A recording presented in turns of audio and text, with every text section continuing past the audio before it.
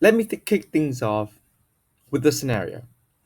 Have you ever taken a test when the teacher yells, "Time's up," and you've only completed half the exam? Or walked confidently out of the classroom in 10th grade history class by Mrs. Pham, thinking this was an easy A only to receive a bad score because you did the hard questions but failed the easy point graph? Well, funnily enough, that happened to me.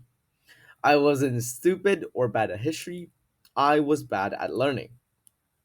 When you simply reread materials, you are giving yourself a false sense of confidence. You can't truly determine how much you know without self testing. Self testing works because it teaches you how to behave in an exam setting. You know what questions to look out for, you know how much time you have left, and you know when to cut quits on harder questions. Here's how you self test. Most of you noobs are probably familiar with flashcards. It is the most simple, bare bone tactic that we all know. However, the cons are that you are only rereading, so it is easy to forget on the day of the test. For professionals, they might look at Khan Academy and other self testing tools. Here, you are actively retrieving instead of just reviewing, and therefore, you familiarize yourself with what a real test might look like. The cons are Khan Academy materials might be different from your professors, and there might be limited questions. I will elaborate on that later. Finally, we have Hack. I believe this to be the ultimate level. With TurboLearn and other AI resources, you can upload your own class materials and notes to create your own personal tests. I don't think there's really a con, but this is still AI, so don't over depend on it and be cautious at times. To be more specific on Khan Academy, I will use the example of my current microeconomics class. I was learning about the cost benefit analysis and the marginal analysis.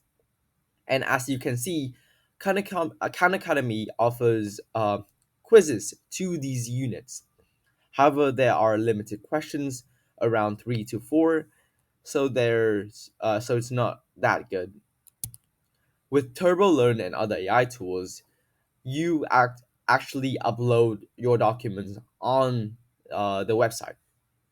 So you get unlimited questions, customized plan tailored to your needs, and you can also ask AI for help if needed. It wasn't always smooth sailing. They say self-testing is the key to active learning, but what they don't say is how many brain cells you lose on the way. And honestly, the best advice I could give to you is to don't overdo it. Try to stop being scared of the wrong answers and just think of it as every mistake you make while self testing, that's one fewer disaster waiting to happen on the real exam. Is this process painful? Yes. Is it worth it though?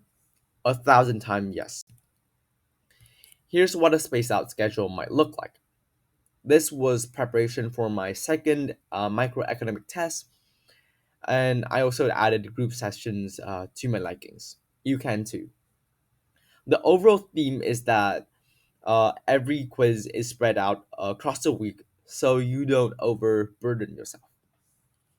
And the results are amazing. I noticed a huge change in my grades, 100%. I felt better retention wise because I'm actively engaging with the materials. I also feel less stressed because I'm more confident in my abilities, all because I studied smarter, not harder. So, next time you have a test, let it be self test. Thank you for listening.